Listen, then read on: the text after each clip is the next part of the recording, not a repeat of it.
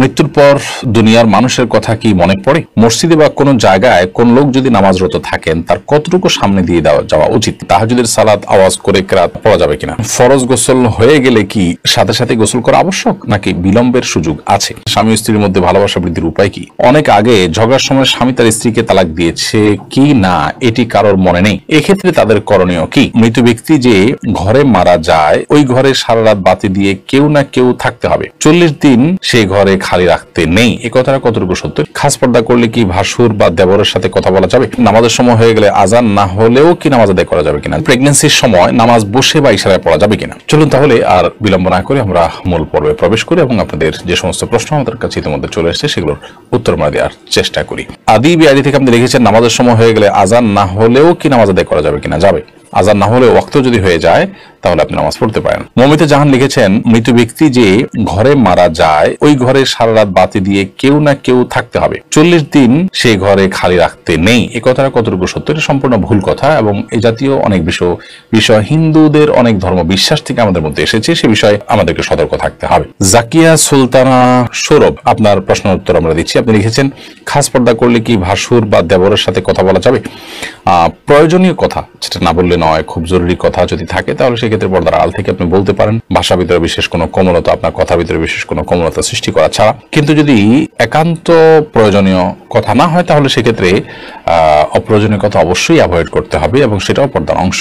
দিনের পথে আসেন আইডি থেকে আপনি লিখেছেন স্বামী স্ত্রীর মধ্যে ভালোবাসা বৃদ্ধির উপায় কি? স্বামী স্ত্রীর মধ্যে ভালোবাসা বৃদ্ধি করার জন্য অন্য সব মানুষের সাথে ভালোবাসা বৃদ্ধির ক্ষেত্রে যেরকম সালামের ভূমিকা রয়েছে সেই সালামটা আদান প্রদান করতে হবে। নবী করিম সাল্লাল্লাহু আলাইহি ওয়াসাল্লাম বলেছেন যে তোমরা যখন পরস্পরের মধ্যে সালামের আদান প্রদান করবে তখন তোমাদের মধ্যে ভালোবাসা বৃদ্ধি পাবে। সেই সাথে তিনি হাদিয়া প্রদান করার কথা বলেছেন, উপহার আদান প্রদান করা। অনেক সময় স্বামীরা স্ত্রীদেরকে সুযোগ দেন, স্ত্রী স্বামীকে সারপ্রাইজ দেওয়া, স্বামীকে বিভিন্ন ক্ষেত্রে খুশি হওয়ার মতো কোনো কিছু পেশ করা তার জন্য। তো এরকম বিভিন্নভাবে উপহারের আদান প্রদান এটাও পারস্পরিক ভালোবাসা সৃষ্টির ক্ষেত্রে বিশেষ ভূমিকা রাখে। আলিফানুর লিখেছেন প্রেগন্যান্সির সময় নামাজ বসে বা ইশারায় পড়া যাবে কিনা? প্রেগন্যান্সি হলেই নামাজ বসে পড়া যাবে বা ইশারায় পড়া যাবে ব্যাপারটা এরকম নয়।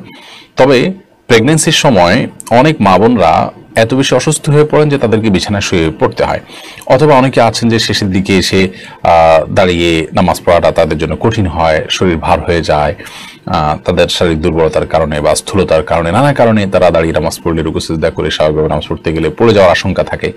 এরকম আশঙ্কা যদি জোরালো হয়, প্রবল হয়, তাহলে সেক্ষেত্রে তিনি বসে নামাজ পড়তে পারেন। বসে নামাজ পড়ার ক্ষমতা না থাকলে তিনি শুয়ে অবশ্যই নামাজ পড়তে পারেন।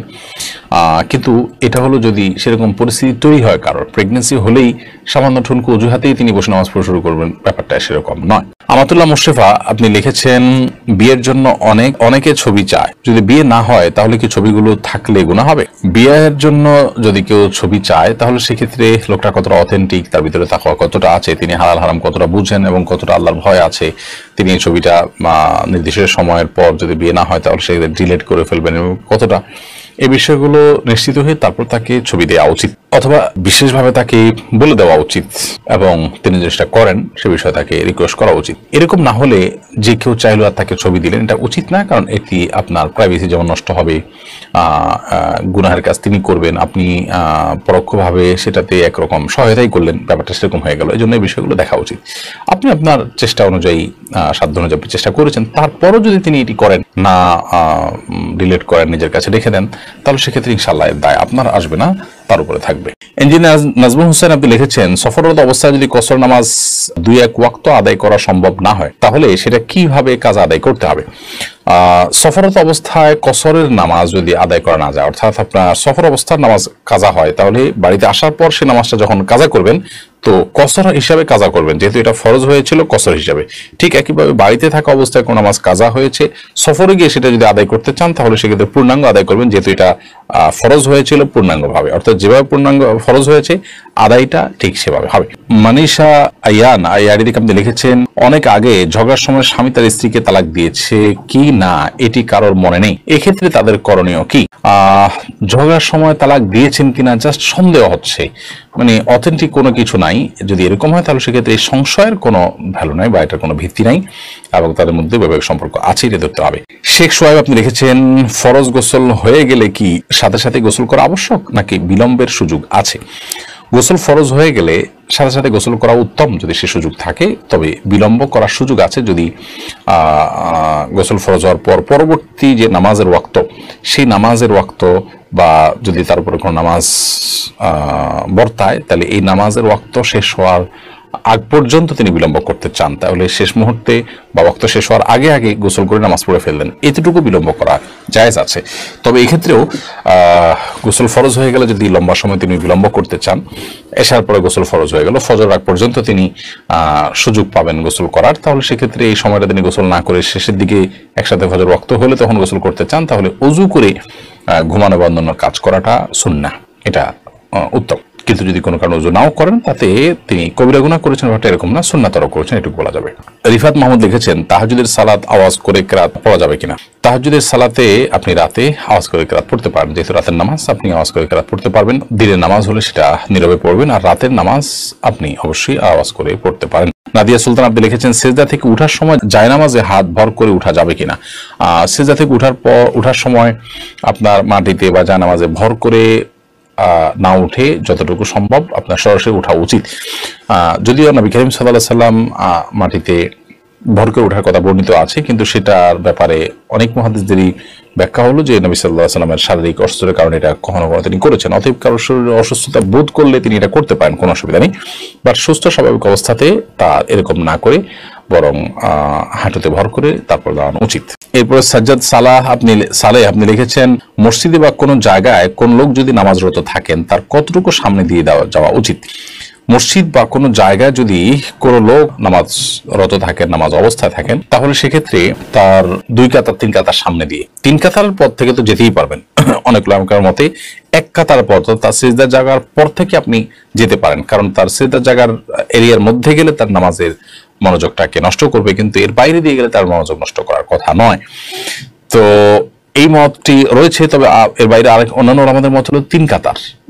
এই মতটাও বেশ স্ট্রং যে তিনি যে কাতারে পড়ছেন আরো 2টা কাতারের বাইরের অংশ দিয়ে তিনি চাইলে হাঁটতে পারেন। পিঙ্কি আক্তার আপনি লিখেছেন, মৃত্যুর পর দুনিয়ার মানুষের কথা কি মনে পড়ে। দেখুন, মৃত্যু পরবর্তী জগৎটিকে বলা হয় আলামুল গায়ব বা অদৃশ্যের জগৎ। সেই জগতে আমাদের অবস্থা কেমন হয়, কিরকম হবে, সে বিষয়ে কোরআন এবং হাদিসের বর্ণনার বাইরে আমরা ধারণা করে কিছুই বলতে পারি না। কোরআন হাদিসে কোথাও মানুষের মৃত্যুর পর নিজের দুনিয়ার কথা মনে পড়া বলতে বিভিন্ন আপনার স্মৃতি মনে পড়া, এরকম কোনো কথা, এরকম কোনো বিষয় হয় মৃত ব্যক্তির, সেরকম কথা কোরআন হাদিস থেকে জানা যায় না। বরং কোরআন হাদিসের যে বিবরণ এ সম্পর্কে পাওয়া যায়, সেগুলো দেখলে বোঝা যায় যে একজন মৃত মানুষ তার যে অবস্থা শুরু হয়, হাদিসে আসছে মান মাতা ফাকাদ কিয়ামাত কিয়ামাতুহু, যে ব্যক্তি মারা গেলেন তার কিয়ামত শুরু হয়ে যায়। তো এরকম একটা পরিস্থিতিতে মানুষ পেছনের বিভিন্ন স্মৃতি চারণ করবে, তার বিভিন্ন স্মৃতি মনে পড়বে, সেটাকে তিনি স্মরণ করবেন, এরকম স্বাভাবিক কোন অবস্থা মানুষ থাকে না আসলে, যার কারণে মানুষ উদ্ভূত পরিস্থিতি নিয়েই খুব কষ্টে থাকেন। হ্যাঁ, যারা জান্নাতি তাদের কথা ভিন্ন, যে তারা জান্নাতের নেয়ামত ভোগ করতে থাকেন, যেহেতু মৃত্যুর পর কিয়ামত কায়েম হওয়া পর্যন্ত শুধুমাত্র জান্নাতের নেয়ামত ভোগ করাই তাদের একমাত্র কাজ থাকে, এবং সেটি পরিপূর্ণ জীবিত স্বাভাবিক মানুষের মতো যে থাকে তা নয়, শুধুমাত্র জান্নাতের নেয়ামত ভোগ করার মতো একটা বিশেষ হায়াত তাদেরকে দেওয়া হয়, জাস্ট এইটুকু। অতএব এর বাইরে তাদের দুনিয়ার কথা মনে পড়ে, স্মরণ করেন, বা পেছনের কথাগুলোকে স্মরণ করে তারা তাদের ভালো লাগা মন্দ লাগা কাজ করে, এরকম কোনো কথা কোরআন হাদিস দ্বারা আমরা জানি না। বিধায় আলামুল গায়বের দৃশ্যগুলোকে বা সেখানকার চিত্রগুলোকে আমরা ধারণা করে বলতে পারি না, এটি আল্লাহর উপরে ন্যস্ত করবো, আল্লাহ তাআলা ভালো জানেন।